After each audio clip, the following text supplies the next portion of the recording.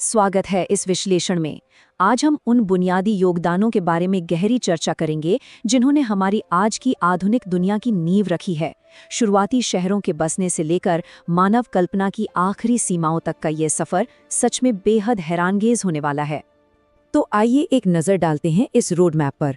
हम बात करेंगे सभ्यता के उदय की, विश्व धर्मों के जन्म की, एक ऐसी गणितीय क्रांति की जिसने दुनिया बदल दी, न्याय की रूपरेखा की, और आखिर में स्वर्ण युग और उनकी उन कहानियों की जो सदियों बाद भी जिंदा हैं। शुरुआत करते हैं हमारे पहले पड़ाव से, सभ्यता का उदय। नदियों की घाटियों से लेकर वैदिक बस्तियों तक का सफर। इन सांस्कृतिक बदलावों को ठीक से समझने के लिए हमें सबसे पहले उस इतिहास के विशाल पैमाने का अंदाजा लगाना होगा जिसकी हम यहाँ बात कर रहे हैं। ये टाइमलाइन कोई छोटी मोटी नहीं है, ये हजारों सालों तक फैली हुई है। इसकी शुरुआत होती है सिंधु घाटी की रहस्यमयी सभ्यता से, और ये सफर आगे बढ़ता हुआ सीधे 11वीं सदी की बैताल कथाओं तक जा पहुंचता है। अब जरा सिंधु घाटी सभ्यता के बारे में सोचिए। उनके पास बेहद सुनियोजित शहर थे, बेहतरीन ड्रेनेज सिस्टम था और लगभग 5 मिलियन की आबादी थी।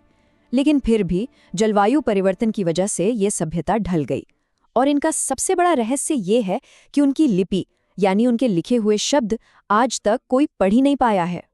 जैसे जैसे घुमंतु वैदिक लोग बसने लगे, समाज एक नए ढांचे में ढलने लगा जिसे हम वर्णाव्यवस्था कहते हैं। इसने समाज को मूल रूप से 4 अलग अलग भूमिका पर आधारित वर्गों में बांट दिया। सामाजिक व्यवस्था के इस ढांचे के बाद भारत ने एक विशाल आध्यात्मिक जागृति की लहर देखी, और यही हमारा अगला पड़ाव है, विश्व धर्मों का जन्म। 6ठी शताब्दी ईसा पूर्व में पुनर्जन्म के चक्र से मुक्ति पाने के लिए जैन और बौद्ध दोनों धर्मों का उदय हुआ। हालांकि दोनों ने इस शांतिपूर्ण सफर के लिए थोड़े अलग रास्ते चुने।